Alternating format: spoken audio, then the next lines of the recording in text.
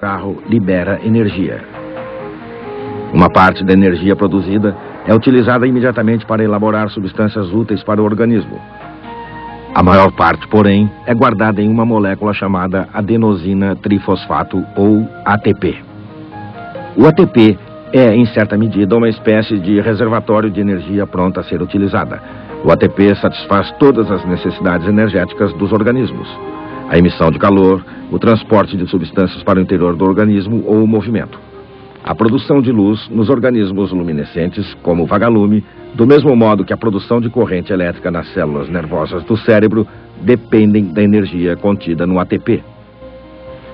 No indivíduo em movimento, por exemplo, a respiração acelerada implica em produção de quantidades consideráveis de ATP.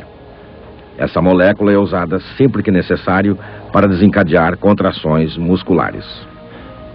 Ao longo desse processo, uma parte da energia dos alimentos se perde, principalmente sob a forma de calor.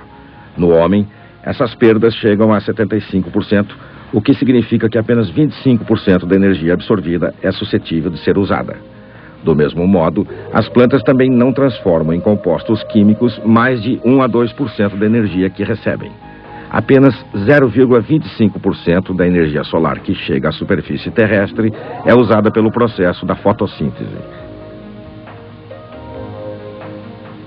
Todos os seres vivos do planeta dependem diretamente uns dos outros para a satisfação de suas necessidades energéticas. As plantas fornecem a glucose e o oxigênio necessários para os animais. Os animais, em troca, expelem o gás carbônico, a partir do qual as plantas fabricam os compostos orgânicos dos quais necessitam. A espécie humana faz parte desse ciclo alimentado pelo Sol.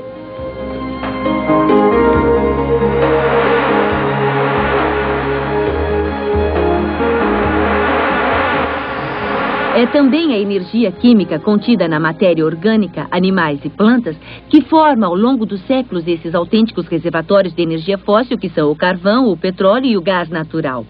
São recursos que se tornaram tão preciosos que o petróleo, por exemplo, é conhecido como ouro negro, já bem antes do gibi. Mas o veredito é impiedoso. São recursos esgotáveis e não renováveis. Felizmente, não é o que acontece com outro tipo de energia, a hidroeletricidade. A eletricidade é a mais cômoda dentre as várias formas de energia e a mais leve. É fácil de ser gerada, transportada e distribuída sem grandes perdas. Estamos diante de uma conquista tecnológica de valor indiscutível, mas que está sujeita a falhas. É por essa razão que os pesquisadores trabalham para aprimorar constantemente a qualidade do equipamento para garantir a segurança e a estabilidade da rede. Estamos aqui na entrada de um laboratório de alta tensão. É aqui que são testados os novos aparelhos como se já estivessem em funcionamento em circunstâncias reais. Imagine o seu novo para-raios em plena floresta, recoberto de neve a 50 graus abaixo de zero em pleno vendaval. Graças a este gerador de choques, é possível expô-lo a uma descarga elétrica real e verificar sua eficácia. Pode-se também, usando o equipamento adequado, verificar a reação à água da chuva. Também é possível reproduzir condições muito precisas de poluição. Submete-se o aparelho a substâncias poluentes, provoca-se um intenso nevoeiro e então verifica-se em que medida uma cadeia de isolamento, por exemplo, instalada perto de uma rodovia, perde toda a capacidade de isolamento quando aumenta a umidade. E dizer que no século XVIII acreditava-se que a eletricidade era um fluido e que foi por isso que criou-se a expressão corrente elétrica. Atualmente sabe-se muito mais sobre eletricidade, mas para mim, simples mortal, o fenômeno ainda é muito misterioso.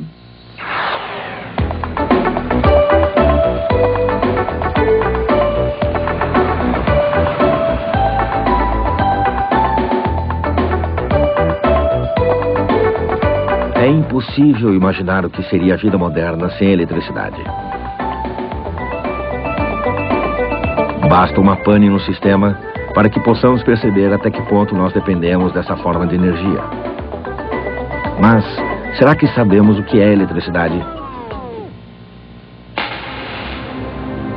A eletricidade se origina no próprio coração da matéria.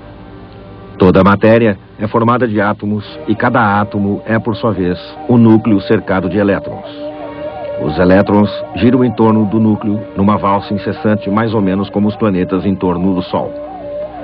Em circunstâncias normais, os elétrons mantêm-se estreitamente ligados ao núcleo dos átomos e não se afastam. Apesar disto, é possível arrancar alguns elétrons, subtraindo-os à atração exercida pelo núcleo dos átomos. Quando se esfrega um pedaço de vidro com um pano de seda, por exemplo, um determinado número de elétrons é arrancado dos átomos do vidro e voa para se ligar aos átomos da seda. Carregada com um excesso de elétrons, a seda se torna portadora de carga elétrica negativa. O vidro, privado de alguns de seus elétrons, adquire carga elétrica oposta, classificada como positiva. As cargas elétricas assim criadas fazem com que seja possível atrair objetos pequenos. Se tornamos a aproximar a seda do vidro, os elétrons retornam às posições anteriores e as cargas elétricas se anulam. Esse fenômeno foi observado e estudado pela primeira vez pelos gregos na antiguidade. É o que se conhece como eletricidade estática. O raio que brilha no céu antes da tempestade é um fenômeno de natureza semelhante. Numa tempestade, acumula-se uma grande carga negativa nas nuvens sob o efeito de variações de temperatura e dos ventos. O solo, ao contrário, torna-se positivamente carregado. Quando o desequilíbrio entre as duas cargas aumenta muito, produzem-se violentas descargas elétricas acompanhadas de emissão de luz e de calor. Os raios, portanto, são um mecanismo de neutralização de cargas elétricas. A eletricidade estática não é facilmente explorável.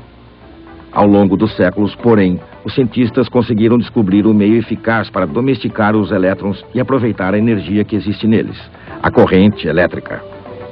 Em alguns materiais, como principalmente nos metais, os elétrons têm a particularidade de manterem uma ligação fraca com os núcleos dos átomos e de terem grande mobilidade. É possível fazer com que se desloquem em uma direção determinada.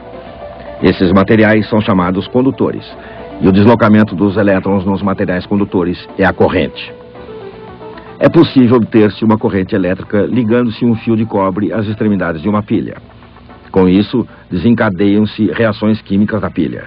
Os elétrons são continuamente tirados da parte positiva da pilha e liberados no polo negativo. Esses elétrons penetram então na ponta do fio. Seu deslocamento se comunica quase que instantaneamente aos demais elétrons. Atraídos pelo polo positivo da pilha, os elétrons avançam ao longo do fio. Acabamos de criar uma corrente elétrica que durará pelo tempo em que se mantiverem as reações químicas que acontecem dentro da pilha.